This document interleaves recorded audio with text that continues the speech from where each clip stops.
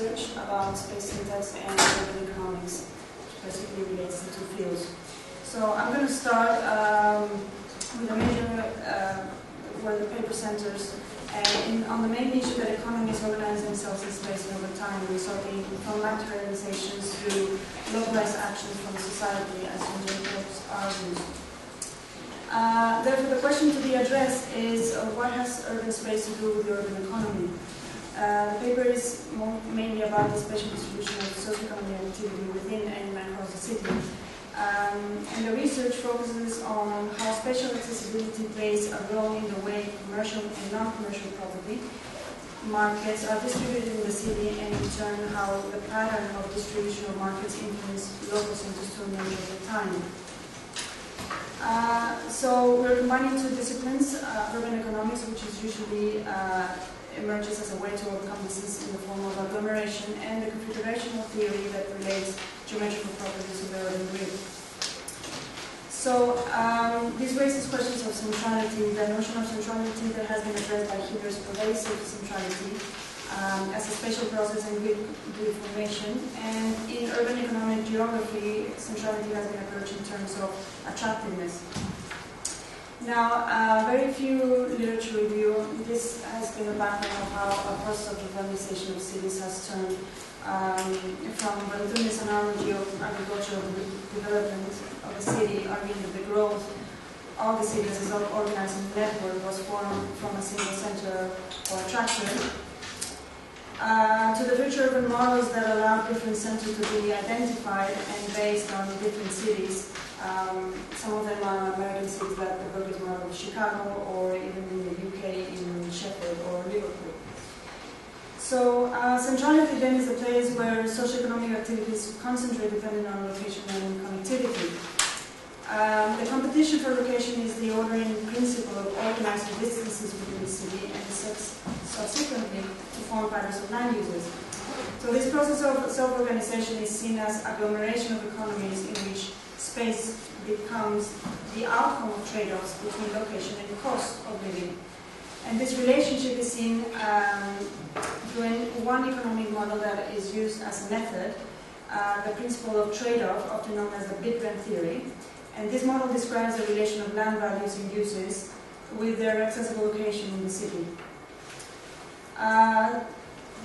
Simplifying the model, it basically argues that distance will increase from the city center or the central business district, raising land availability at a lower price as access diminishes. So land users will compete for more accessibility in turn for more central area. So the argument or the hypothesis is that distance constructs possibilities to interact socioeconomically. Being proximate in distance creates the opportunity for trade to take place, and I argue that it's a matter not only of geography but also at an urban design scale as well. So if economic materializations are regulated by proximities, then they also operate through differences of space. Space can be considered as heterogeneous framework that accounts socioeconomic processes that shapes a city's organization. And in my case, I took the city of Cardiff as a case study to explore as its spatial and economic growth over time was based primarily on the road network structure. And the morphology of Cardiff and its city center and its function is mostly as a consumer-based hub that is largely the result of also its planning doctrines over time. So to explore this proposition, the research combines the two methods, the economic model of Alonso, and putting this as a spatial model that uses space syntax analysis to study differences of accessibility networks. And using distance as a form of networks in contrast to the geographic model. So I'm using the topological as a number of terms, metric as physical distances, and angular in the geometric. So using these three types of distances, we obtained data on retail, office, residential, and industrial properties or property markets, making a total of over 3,000 properties, and to test them in the street network. So the structure of the results that I'm going to show you is in 3 parts. One is a global model of commercial and residential property rents.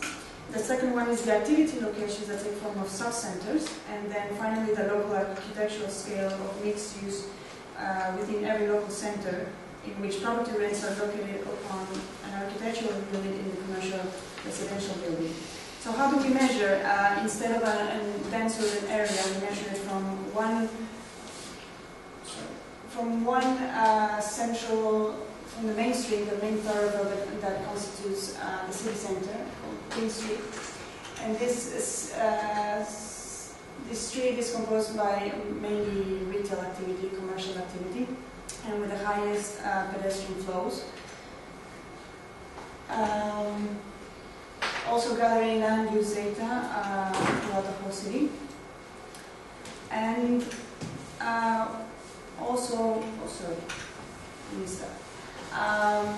and this is just the statistics of all the data for each property markets for retail, offices, residential and industrial.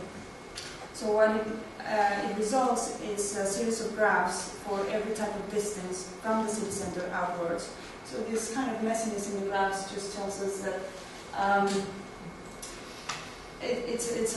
that it's more to trade in terms of just modeling accessibility throughout the whole city. To put an example, there is the bid rent, for example, on the metric distance, where there is a formal representation of taking one single point in the graph, and where is that distance, where is the urban form, what kind of uses or functions is at that particular point, the type of accessibility as well in the network. And in the case of metric distances, it was done at every 500 meters from the city center outwards. So instead of having differences of zones, as the geographic models argue, it's now based on the street network. And this obviously comes as a result of every single graph for every distance as a graph representation for every point. The symbols that you see, the little crosses represent every property market. So red is for retail, yellow residential, and blue for offices. And the results of each is metric distance shows a clustering of offices that are found in residential areas. It is argued, however, that clustering of offices is also based in physical distances within the emergence of a neighborhood. The argument is that beyond having identified where and how markets juxtapose as physical locations in the city, there is also the suggestion of how the existence of a neighborhood can act as a dual entity, an economic and an institutional one. Topological distances are associated to spatial proximities rather than being mutually competing with other markets. An angular distance shows a more global view of bid rents than the previous two types of distances, showing more of a global market configuration. That means an interdependence of markets that retail needs of residential and therefore residential needs of retail. So the second is what is behind the formation of different centralities that makes them distinct from each other based on the previous graphs of modeling from the city center. So the next was to see, similar to the application of the model in the city center, is whether the bid rent is locally developed depending on location in the urban grid, that tend to be naturally movement rich and not only as a single process that originates from the heart of the city. So, based on an analysis, several analyses of segment and integration, and also based on the planning policies or proposals of planning policies that coincides with this analysis, 4 different subsectors were taken and measured in the same way as in the city center. So you have 4 centers compared with the city center: Carrington, Bridgetown, Newton, and Broad. Each of them were also defined their main high streets or where the center originates. And as well, for each center, you have each graph for every type of distance as well. And all of this, what it says, is the organization of spatial and socioeconomic activities that create the local to global bit rents is better understood in the context of local neighborhoods generated in local centers. The argument is that local neighborhoods provide an architectural flexibility to reconvert spaces that can minimize the economic cost of supplying goods, namely a higher economic return of a business, and benefit from local accessibility. So this tells us something also about a local scale of how this trade-off around the whole city or the urban economy originates from. So from a relationship of how socioeconomic processes shape the urban configuration of activities, now the view is the reverse. It is about how space shapes socioeconomic interactions that form a substantial part of how the economy of the city emerges.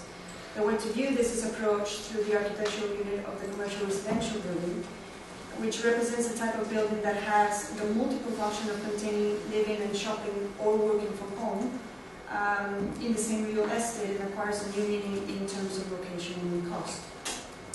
So we can think of working and living as a relation of how access and location complement each other by changes in building use and architectural adaptability. So when non-residential use, when non-residential use is adopted in a dwelling, then location becomes highly important as well as the cost of access. So retail and commercial functions require a certain degree of catchment area of pedestrians to be sustained, and therefore commercial residential buildings tend to be located in streets that allow more public use, busier streets, and than in private ones, which are quieter streets. The strategic decision of where to locate public use in close proximity to private use is relevant to how levels of accessibility are shaped in the urban street network. So the spatial paradigm of building, commonly found in local neighborhoods and composed by the terrace house in the UK, was mapped in the four local centres previously described. So the paper will present just one case study as an example of this exploration and analysis. So this is an example of North. So it was mapped just the urban block for the two main high streets, which is this main high street. So we took an example of two main blocks. The light blue represents purely commercial use or activities, and the black ones represent the commercial residential building that has either local shops, barbers, hairdressers, banks, or local businesses, and also where either the property was a residential in the upper floor, or whether the owner lived there as well.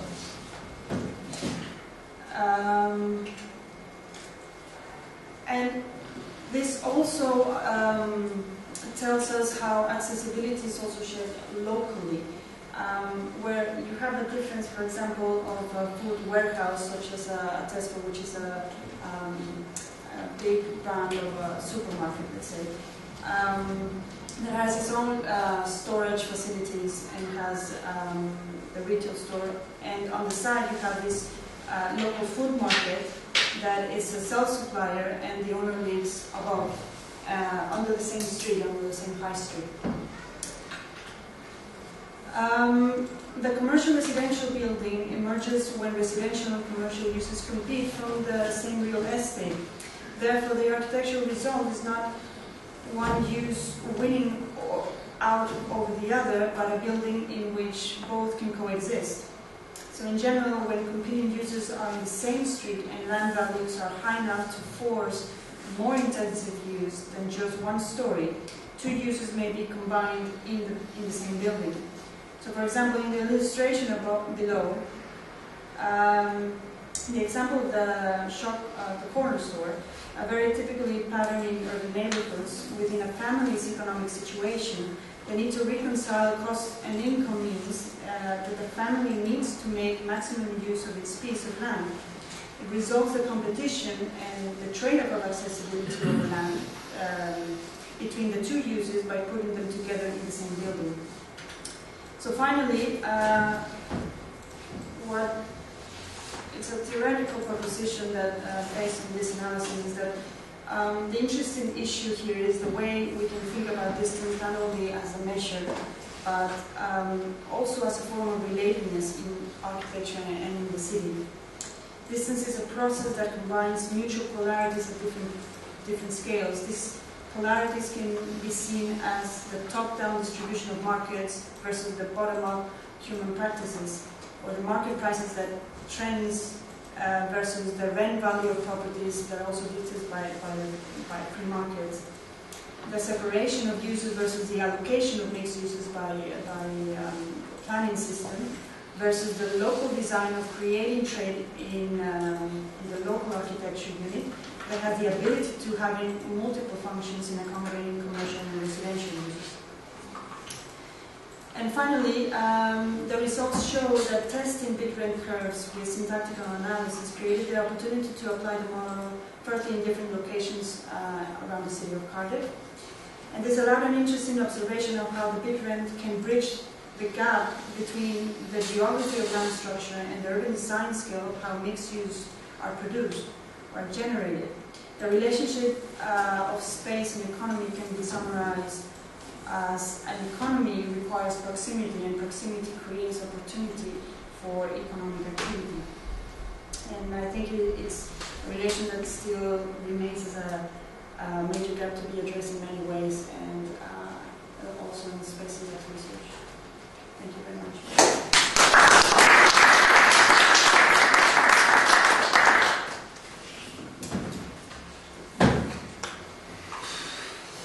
Yes. I was very interested in your way of discussing relation between land values as a function of distance, of different kind of distance.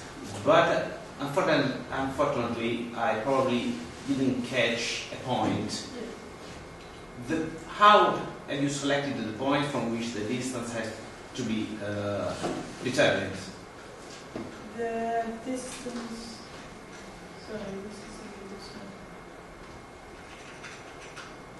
From where I did the measurement? The criterion to determine the point from which to compute the distance, different kind of distances. I choose the points mainly where the street. Yeah. So I choose the point. Actually, I didn't choose the point. I choose the number of segments that composes the main street. Yeah. So that is the point of measurement. Looking at step depth analysis. Yeah. From this group of number of segments, and then make the step depth analysis. Thank you. And what was the distance that you looked at, the metric distance? You looked at a range of distances, or? Yeah, I looked at the three of them. The topological, so I made No, the metric distance. You looked at only one distance? I mean, I'm presenting just one example because it's quite complicated to actually present. This graph was made for all the graphs, for topological, for metric, and for angular. So these points represent each point in the graph. So there is a description, and this is the graphic description, let's say.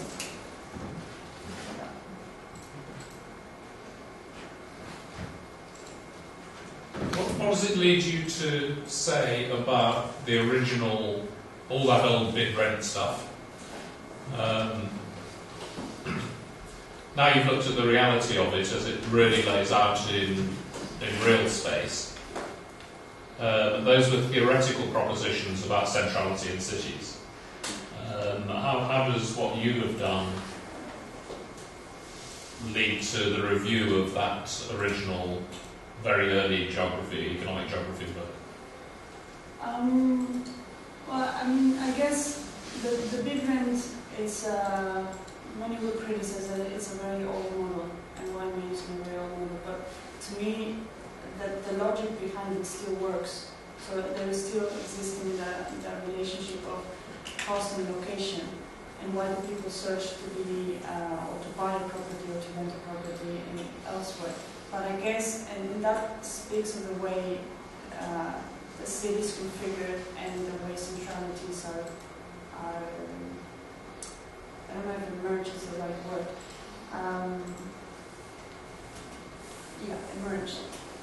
But in a way, I think there is also a universal centrality to which cities contain, to which cities are for. I don't know if that answers the question, but I guess testing these kind of things also makes you understand how there is not only about arguing for central locations or why is it more accessible or not.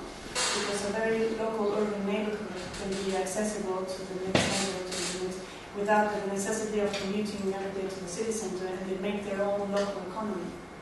So that's different shapes, and probably that makes way different centers of localities emerge. Okay.